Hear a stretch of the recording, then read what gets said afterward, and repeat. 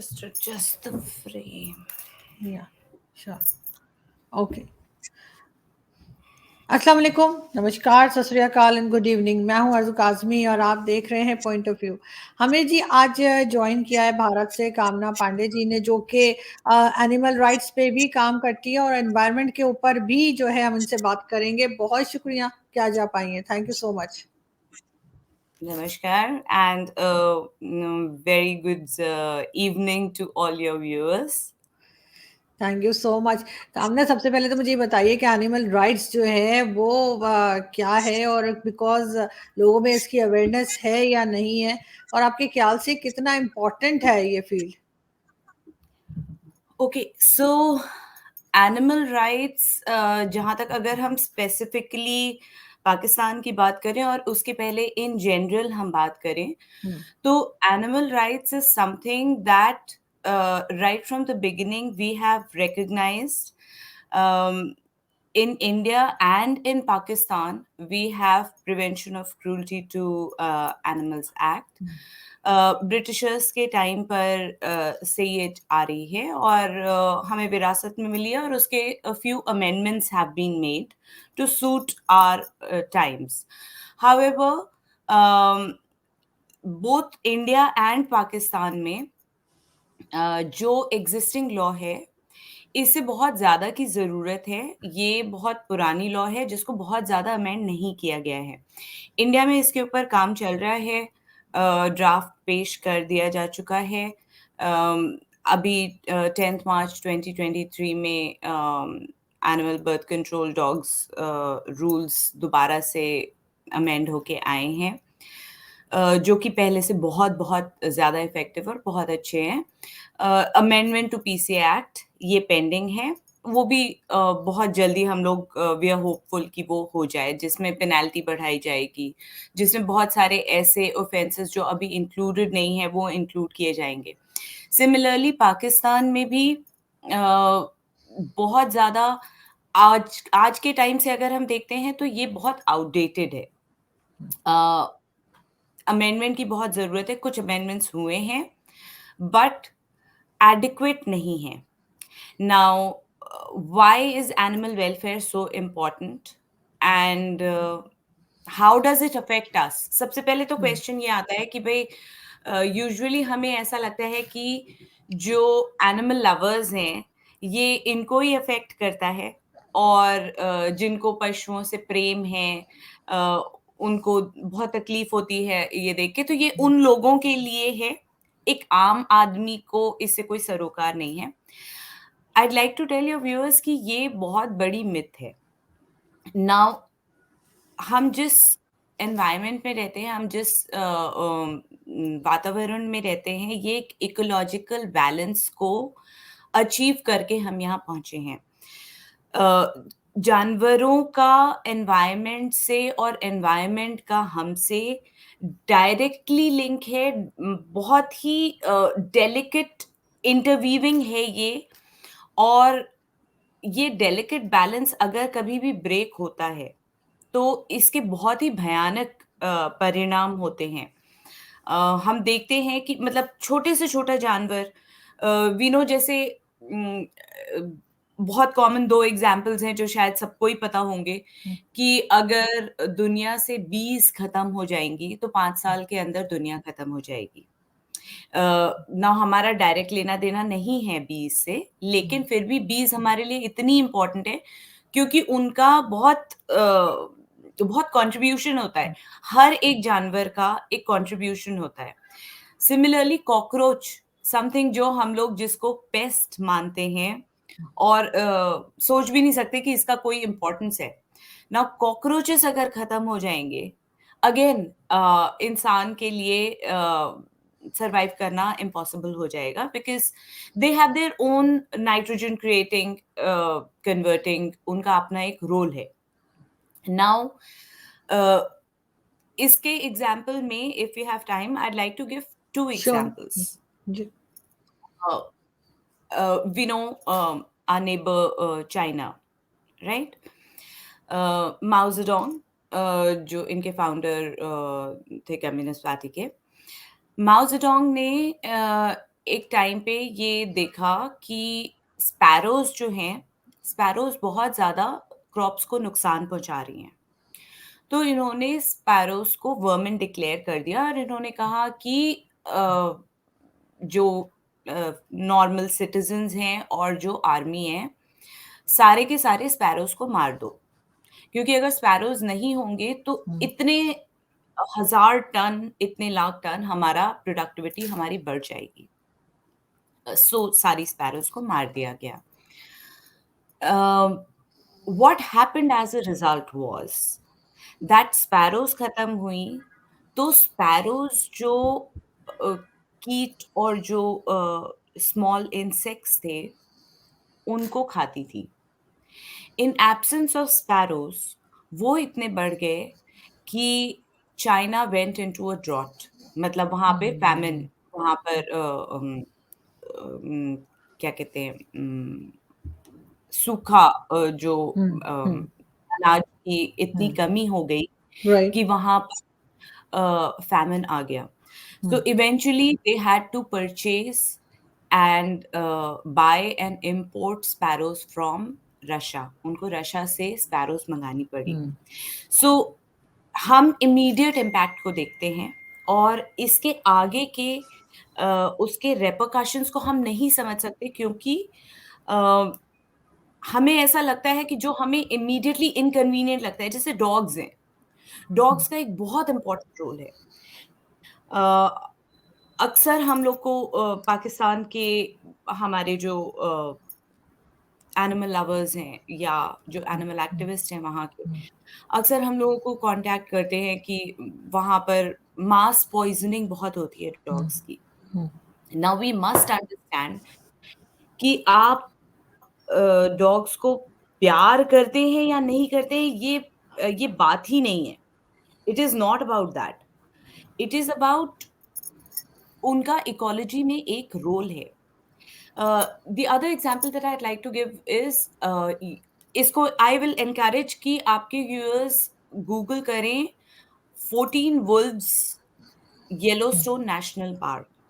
Yellowstone National Park एक बहुत बड़ा एरिया है जो ईयरमार्क किया गया है, यूएस में है।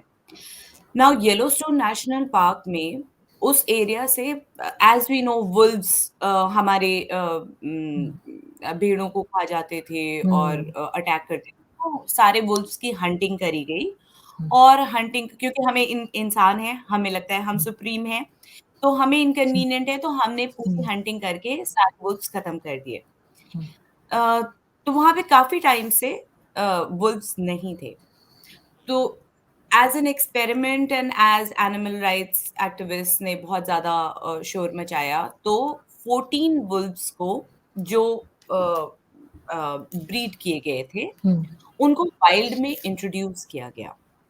Now it is amazing and it is documented. किसी ने ये सोचा नहीं था कि इसका क्या असर होने वाला है, अ, लेकिन इसका जो असर हुआ है वो इतना प्रोफाउंड था that it became a study for the whole world,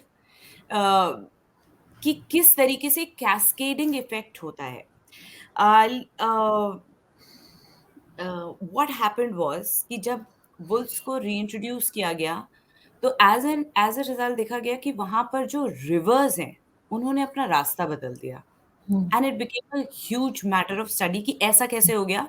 हुँ, सिर्फ 14 वुल्फ इंट्रोड्यूस करने से नदी का रास्ता कैसे बदल गया, और फिर ये देखा गया कि जो बहुत पुराने मैप्स थे, जो हाथ के बनाए मैप्स थे, ये उस अ, रास्ते पे आ गई, वहाँ फ्लडिंग बंद हो गई, बहुत सारी चीज़ें हुई। सो उसको जब स्टडी किया गया तो a very nice delicate balance was seen. Wolves के आने से वहाँ के जो एल्क से, जो वहाँ के बड़े हिरन थे, वो अ, खुले एरिया से ग्रेज़िंग करना छोड़ के थोड़ा-सा अंदर की तरफ मूव कर गए, क्योंकि खुले एरिया में वुल्व्स के लिए उनको हंट डाउन करना आसान था। वो अंदर की तरफ जब मूव किए, तो हर्ब्स और ग्रास की ग्रोथ बेटर हुई। हुँ, हर्ब्स की ग्रोथ से क्या हुआ कि आपके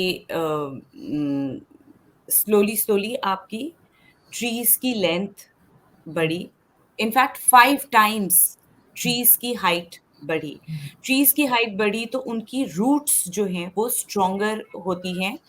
दे स्टार्टेड, वो जो इरोजन होता है ना नदी से, हुँ, वो कम होने लगा।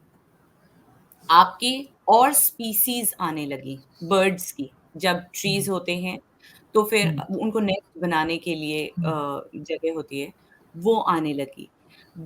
बीवर्स आने लगे, बीवर्स डैम्स हुँ, बनाते हैं हुँ, रिवर्स में, हुँ, तो वो डैम्स बनाने लगे, रिवर का कटान हुँ, और कम हुआ। बीवर्स अपने आप में एक इकोलॉजी, मरीन इकोलॉजी क्रिएट हुँ, करते हैं। ऑटर्स आने लगे, मछलियाँ आने लगी, वो स्पीशीज़ आने लगी जो अब तक वहाँ से विलुप्त हो चुकी थी उस एरिया से, वो स्पीशीज़ वहाँ हुँ, वापस आने लगी। इतनी सारी जब बर्ड्स आने लगी तो बेरीज़ ग्रो करने लगी। बेरीज़ के ग्रो करने और इनसे बेयर्स वापस आने लगे उस एरिया हुँ, में। सॉइल इरोजन बंद हो गया। अ, तो एज़ अ रिज़ल्ट जो रिवर थी उसका जो पाथ था, जो फ्लडिंग थी वो बंद हो गई। जो पाथ था वो फिक्स हो हुँ, गया। चैनल्स डीपर होने लगे एंड वो एक्चुअली जिस रास्ते से पहले बहती थी, वो वहाँ पे बहने लगी।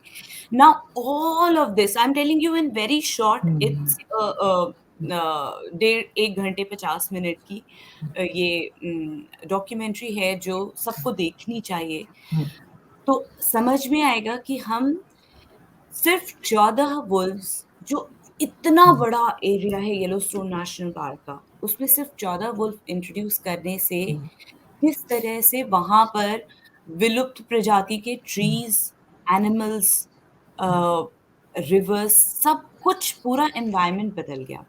नाउ आज पाकिस्तान जब इतना फ्लडिंग, इतना नेचुरल, जो हम लोग को लगता है ना कि ये नेचुरल कैलामिटी है, हुँ, वो नेचुरल कैलामिटी कहीं से आती है। पहले भी बारिश होती थी। ऐसा भी नहीं है कि अनप्रेसिडेंटेड बारिश हुई है इस साल। हुँ, बारिश के भी हुँ, हमारे पास डेटा होते हैं। तो ऐसा क्यों है कि अब इस तरीके की घटनाएँ होती हैं जो पहले नहीं होती थी? हुँ, क्या हमने we have to sit down and governments को री-इन्वेस्ट करना पड़ेगा, थोड़ा-सा डिफेंस का बजट कम करके, हुँ, थोड़ा-सा एनवायरमेंटल स्टडीज़ में थोड़ा ज़्यादा इन्वेस्ट करना पड़ेगा कि हम जान सकें कि हमने क्या-क्या ऐसा किया है, ह्यूमन इंटरफेरेंस, हुँ, जिसकी वजह से हम चेंज कर रहे हैं। We obviously know about global warming. Hmm, uh I think most of us would know कि 2 डिग्री का जो टेम्परेचर है, 2 डिग्री बढ़ने के बाद ह्यूमन्स के लिए रहना संभव नहीं होगा। हम 1.2 डिग्री ऑलरेडी बढ़ चुके हैं और 1.5 डिग्री बढ़ने के बाद इसे कंट्रोल करना बहुत मुश्किल हो जाएगा, which is why we see ज़्यादा से ज़्यादा global warming and environment hmm, and इसके ऊपर बहुत समिट्स हो रही हैं, बिकॉज़ वी डू रियलाइज़, बहुत लेट है, हमारी आँखें खुली हैं, but we do realise that हमने बहुत डैमेज कर दिया है और बहुत कंट्रोल करने की ज़रूरत है। Um, this is what I meant to say कि we have to really understand that everything is dependent. Dogs को हम खत्म कर देंगे तो इंग्लैंड में एक बहुत फेमस प्लेग आई थी। दैट प्लेग केम आफ्टर वहाँ के डॉग्स को मार दिया गया था। सारे डॉग्स को खत्म कर दिया गया था। जैसे आज की डेट में आपको नहीं दिखेंगे वहाँ पे डॉग्स, पहले होते थे। अ, उनको जब खत्म किया गया, तो डॉग्स जो होते हैं वो स्कैवेंजर्स होते हैं। हुँ, ये जो रोडेंट्स होते हैं, ये इनको अंडरग्राउंड रखते हैं। यही सेम चीज़ सूरत में भी हुई थी, I think in 1992 if I am not mistaken. Surat में, इंडिया में भी एक एक इंसिडेंट हुआ था, जहाँ पर कुछ डॉग्स ने शायद किसी बच्चे के ऊपर अटैक कर दिया था। वो हुँ, नॉन-वेज मीट लेके हुँ, घर जा रही थी पैकेट में, उसके ऊपर अटैक कर दिया था। उसके रोष में, और उस समय लॉज़ भी इतनी ज़्यादा हुँ, इम्प्लीमेंटेड नहीं थी तो, बट इम्प्लीमेंटेड नहीं थी। तो वहाँ की म्युनिसिपैलिटी और लोगों ने और सबने मिल के ओवरनाइट ओवर 1 लाख डॉग्स को अम, मतलब डॉग्स वर मर गया। रिमूव्ड। मास मर्डर हुआ था डॉग्स का। Hmm, as a result again the same thing happened कि चूहों की पॉपुलेशन में सडन एक्सप्लोजन हुआ। वी नो रैट्स मल्टीप्लाई बहुत जल्दी हुँ, मल्टीप्लाई करते हैं हुँ, और जब प्रेडेटर्स सडनली खत्म हो जाते हैं, तो वो rats they started coming out hmm, and उसकी वजह से अ, हज़ारों हज़ारों लोग मरे। Now we do not understand the repercussions कि जो हम कर रहे हैं हमारा एक्शन उसका एक कैस्केडिंग इफेक्ट होता है जो स्टार्ट हुँ, करता है जैसे टाइगर्स हैं वो बहुत इंपॉर्टेंट है प्रेडेटर्स बहुत इंपॉर्टेंट है क्या है कि हमने हंटिंग कर डाली हमारे राजे महाराजाओं ने और ट्रॉफी हंटिंग हमने प्रेडेटर्स खत्म कर दिए हुँ, तो आज आज समस्या से जूझ रहे हैं कि वाइल्ड बोर्स जो जंगली सुअर हैं बहुत ज़्यादा हैं हुँ, आज हुँ, खत्म करते हैं। तो अब आपको चाहिए कि जंगली सुअर भी खत्म करो, नीलगाय भी खत्म करो। नेचर का अपना एक बैलेंस होता है। आप उस बैलेंस को छेड़ नहीं सकते। इंसान का अपना रोल है। In fact hmm, I really believe in this that जब ऊपर वाले ने ये दुनिया बनाई, ये कायनात बनाई, इतनी खूबसूरत चीज़ हुँ, बनाने के बाद सारे जानवर, सारी प्रकृति, हुँ, नेचर पूरा बनाने के बाद फिर उसको लगा कि अ, मुझे इसकी संरक्षण के लिए हुँ, एक चौकीदार चाहिए और फिर उसने इंसान को बनाया। True.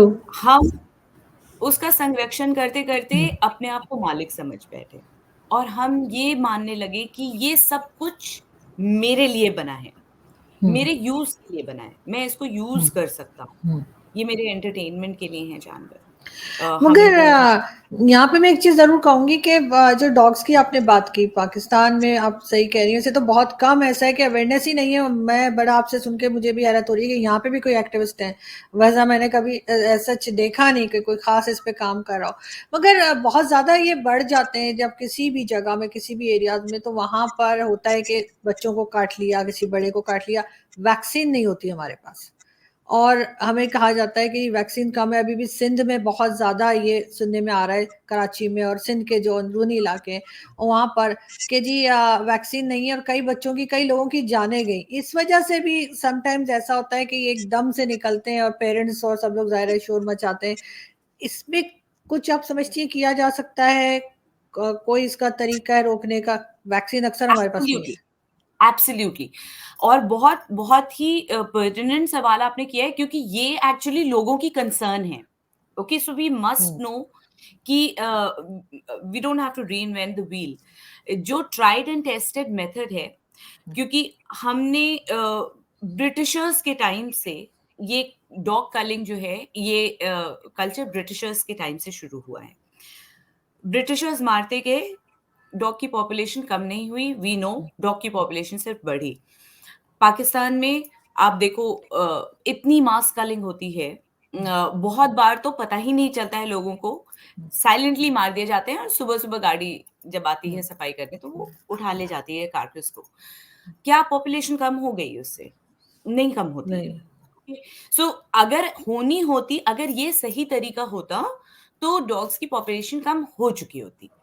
Now, this is not the method to control the population. The correct way, जो tried and tested है, जो successful है, वो इनकी नसबंदी का तरीका है, जिसे एनिमल हुँ, बर्थ कंट्रोल एबीसी कहते हैं, स्टरलाइजेशन।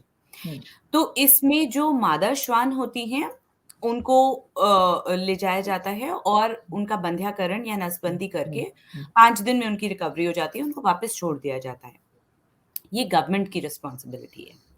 गवर्नमेंट को ये प्लान्स को इम्प्लीमेंट करना होता है। मुश्किल नहीं होते हैं, बहुत इंटरनेशनल एजेंसीज़ हैं, जो इसको करती हैं, ऑन कॉन्ट्रैक्ट बेसिस करती हैं, बहुत प्यार से उठा के लेके जाते हैं और कर देते हैं। तो ये तो हो गई पॉपुलेशन कंट्रोल की बात। आप जब उस डॉग को वैक्सिनेट करके और स्टरलाइज़ करके आप अपनी जगह पे वापस छोड़ते हैं, तो वो एक सैनिटाइज्ड एरिया, जिसको हम कहते हैं सैनिटाइज्ड एरिया, क्रिएट करता है, यानी कि कोई भी अनवैक्सीनेटेड डॉग को वो अपनी टेरिटरी में नहीं आने देगा। लेट्स से हम एक मोहल्ले की बात करते हैं। एक मोहल्ले में लेट्स से कि आपके 50 डॉग्स हैं, ठीक है? आपने 50 डॉग्स में से 25 डॉग्स मोटा-मोटा मान लेते हैं कि वो मादा श्वान हैं। तो 50 डॉग्स को आपने 25 डॉग्स को आपने स्टरलाइज़ किया, वापस अपनी जगह पर छोड़ दिया। अब और मैं सिर्फ मादा श्वान इसलिए कह रही हूँ क्योंकि फर्स्ट राउंड में हम सिर्फ मादा श्वान को करते हैं। मेल डॉग अगर अनस्टरलाइज्ड होते भी हैं तो कोई प्रॉब्लम नहीं है। ओनली अल्फा डॉग्स जिनमें अग्रेशन ज़्यादा है, उनको स्टरलाइज कर देते हैं। सो हमको कम पॉपुलेशन को करना होता है। नाउ दीज़ 25 डॉग्स बाहर से जो जिसको एंटी रेबीज़ का वैक्सीनेशन नहीं लगा हुआ है, वो डॉग को अपने एरिया में नहीं आने देंगे। ये और धीमे-धीमे जब ये इनकी डॉग्स की लाइफ बहुत ज़्यादा नहीं होती, स्ट्रीट डॉग्स की, ये 7-8 साल, 10 साल में मर जाते हैं, बिकॉज़ हाई कैजुअल्टी रेट होता है इनका। तो ये धीमे-धीमे वहाँ से जैसे-जैसे ये मरते जाएँगे, वैसे-वैसे वहाँ पे उसी समय स्टेबलाइज़ हो गई और वहाँ से डिक्रीज़ कर दिए। ये मेथड आप कभी अगर इंडिया में आए तो वेरी गुड शोकेसेस आप देखेंगे। जयपुर में अब अगर आप जाके देखें तो आपको बहुत ही कम डॉग्स दिखेंगे, क्योंकि जयपुर में ये बहुत पहले से 20 साल पहले से इम्प्लीमेंट हो रहा है। तो वहाँ पे पूरी पॉपुलेशन बहुत थिन हो गई है। इनफैक्ट मैं जभी भी होटल में खाती हूँ, अगर कुछ खाना बचता है, तो I always take it, I ask them to pack it, और मैं बाहर ले जाके डॉग्स को खिलाती हूँ। मुझे बहुत मशक्कत करनी पड़ी थी जयपुर में डॉग्स को ढूँढने में, खिलाने में। ये तो हुई पॉपुलेशन की बात। नाउ अग्रेशन की जहाँ तक बात आती है, तो we know dog is a man's best friend. जब हम गुफ़ा में रह रहे थे, अगर आप गुफ़ाओं की पेंटिंग्स और जो उन्होंने एच जी। किया है गुफ़ाओं, तो वहाँ पर भी हमारे बगल में कुत्ता है, वो हमारे साथ तब से है। तो और तो कुत्ते को एज़ अ स्पीसीज़ ये मालूम है कि हमें इनके साथ कोएग्ज़िस्ट करना है, वो कभी नहीं अटैक करते। There is no dog who will attack unprovoked. आप वो तो ख़ैर आप गिलहरी को भी अगर प्रोवोक करेंगे तो वो चील से भिड़ जाएगी। सो तो अनप्रोवोक्ड कोई नहीं काटता है। अग्रेशन का कारण होता है कि डॉग्स को जब अपने सर्वाइवल के लिए डर होता है, अपने एग्जिस्टेंस के लिए डर होता है, जब वो देखते हैं कि ये इंसान मेरा प्रोवाइडर नहीं है, ये आके मुझे मारता है। मेरे फैमिलीज़, मेरे किथ एंड किन को मैंने मरते हुए देखा है, या ये उनके ऊपर क्रूरटी करते हैं, डंडे मारते हैं, भगाते हैं। तो एक इन स्पीसीज़ एक ट्रस्ट डिप्लीशन कहते हैं हम लोग, ट्रस्ट डिप्लीशन हो जाता है। वहाँ से जो अग्रेशन है, वो क्रूरटी, ह्यूमन हॉस्टिलिटी की वजह से आता है। और जो पॉपुलेशन, सॉल्यूशन की हम बात करें अगर, तो नाउ वीव अंडरस्टूड क्या कारण है। तो आप ह्यूमन हॉस्टिलिटी हटा देंगे, अ, उनके लिए पानी का एक बोल रख दें, वो तो even in I think Quran it is mentioned कि कुत्ते को पानी देना कितना सवाब का काम है। I'll come to what is written in Quran about dogs, but पानी के बोल्स रख दीजिए आप उनके लिए, वो ट्रस्ट वापस से फॉर्म हो जाता है, they are very trusting species, तो अग्रेशन चला जाएगा। एंश्योर करें कि वहाँ पर कोई क्रूरटी ना करे, जिसके कारण ये जो प्रिवेंशन ऑफ क्रूरटी एक्ट्स हैं, ये डिटर करने के लिए हैं, जो डॉग्स के ऊपर क्राइम्स और जो डॉग्स के मतलब एनिमल्स के ऊपर जो ह्यूमन क्रूरटी है, इसको बंद करने के लिए, डिटर करने के लिए। और स्टरलाइज़ेशन प्रोग्राम अपनी गवर्नमेंट से बोलें, जो आपके इलेक्टेड रिप्रेजेंटेटिव्स हैं, इनसे बोलें कि ये हमारे एग्जिस्टेंस के लिए बहुत इम्पोर्टेंट है। It is very important. It should not be seen as कि अरे पहले हम इंसान को तो डील कर लें, कुत्तों का नंबर बहुत बाद में आएगा। They are very important for us. They are. बिल्कुल ऐसा ही है, और मेरा ख्याल है कि इस चीज़ का ख्याल रखना चाहिए। हमारे यहाँ तो खैर हमने वो तमाशा भी देखा था जब बेनज़ीर भुट्टो की गवर्नमेंट गई थी और उसके बाद नवाज शरीफ की गवर्नमेंट आई थी, तो उनकी वाइफ जो थी उस वक्त उन्होंने कहा कि जी पूरा घर साफ करो, इन्होंने कुत्ते रखे हुए थे घर के अंदर, हमारे यहाँ नमाज नहीं होती, हमारा ये हमारा वो वाला भी जो है ना नौटंकी हमारे यहाँ चलती है। लेकिन फिर भी बहुत से लोग ऐसे जो कि बिल्कुल एनिमल लवर्स हैं पाकिस्तान में, और वो ख्याल भी करते हैं। लेकिन मेन चीज़ फिर वही आ जाती है कि जो स्ट्रीट डॉग्स के हवाले से, कि उससे लोग बहुत घबराते हैं और उनको यही होता है कि किसी को कोई नुकसान ना हो जाए, और फिर हमारे यहाँ जैसा अक्सर ही रहता है कि वैक्सीन हमें नहीं मिलती। लेकिन तो फिर भी वी जी।